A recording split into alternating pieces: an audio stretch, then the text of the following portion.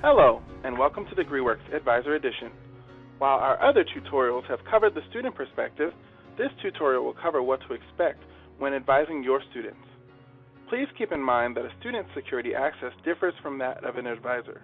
When advising students, we strongly encourage you to sign on to DegreeWorks, allowing access to the features referenced throughout the series of DegreeWorks tutorials. In this tutorial, we will provide an overview and introduction to DegreeWorks for advisors. Upon entering DegreeWorks, the first action you should take is to press the Process New button. This will refresh the audit requirements presented. The last date a Process New was requested is displayed in the Last Audit field. If no activity has occurred, a new audit is not generated. If activities such as a change in degree program, grading, or registration have occurred during the day that you wish to see the activity reflected in the audit before the nightly update, select the refresh symbol followed by the Process New button. It may take time to refresh from banner. The view will default to the Student View with the Audits tab. At the top of the audit is the student contact information, which includes the student's ID number, name, primary major, class level, the last date an audit was generated, and the last banner refresh. For students pursuing more than one major with the same degree, for example, an accounting BS and a finance BS, requirements for both majors and any associated concentration requirements will appear in the body as a single audit. For students pursuing more than one major with different degrees, for example, a social work BS and a sociology BA, the requirements for the majors and associated concentrations within the different degrees will display as individual audits. You can access the individual audits via the drop-down in the degree field located at the top of the audit within the student context area. Below the student context area, you will see the header and degree progress bar. The header contains additional student information. Some of the additional information that you may find helpful when advising students include classification, GPA, and catalog year.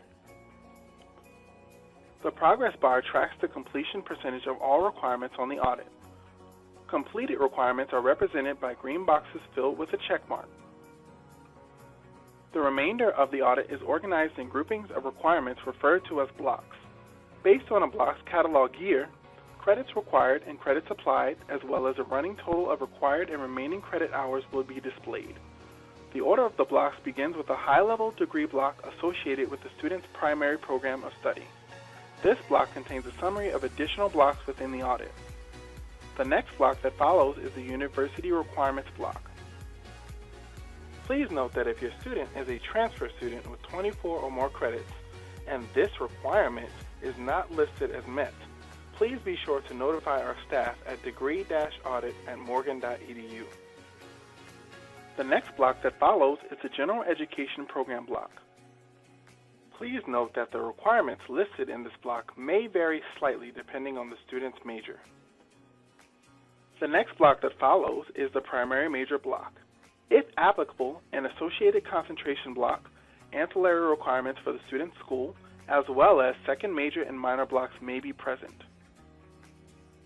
Please notice that the requirements satisfied by transfer work will identify the external course and associated institution. Also note that the requirements satisfied via a substitution or waiver will lead with an entry of exception by. A summary of all DegreeWorks exceptions or waivers is displayed in the exceptions block appearing further down the audit. The next blocks that follow are the free electives and courses not applied blocks. Based on an individual student's academic record, an insufficient due to grade or repeat block may appear displaying courses graded as F, W, or C, as well as courses for which the grade exclusion policy has been applied. This block will appear after the free electives and courses not applied blocks. The next block that follows is the In Progress block, which displays a summary of current registration that appears throughout the audit denoted by a grade of IP and will be highlighted in blue. Based on an individual student's academic record, a Not Counted block may appear after the In Progress block.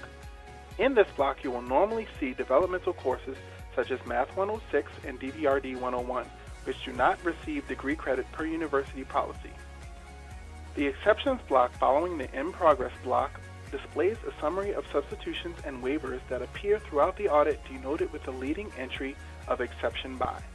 Please consult your advisor or chairperson regarding your respective department's exceptions, practices, and policies. A legend explaining the coding and symbols appearing throughout the audit is displayed at the top and bottom of the audit. We hope this tutorial has been helpful. For more information on DegreeWorks, please check out our other tutorials at www.morgan.edu/registrar/DegreeWorks. Thank you for watching, and thank you for doing your part to get to 50 by 25.